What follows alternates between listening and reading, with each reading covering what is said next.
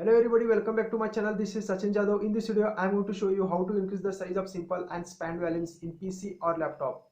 Hit the subscribe button, tap the bell icon to get more notifications.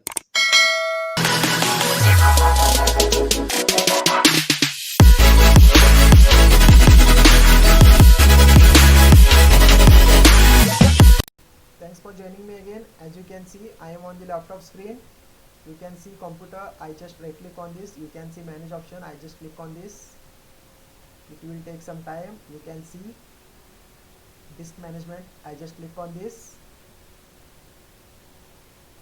You can see new values in my laptop. You can see 37.92 GB free space. I just right click on this new value name called I. I'm going to extend the value by adding this free space. I just click on this. You can see next. I just click on this. You can see total volume size in megabyte 84,398 means 84 GB.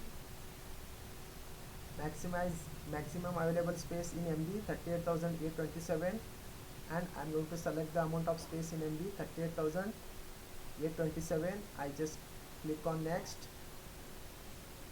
I just click on finish.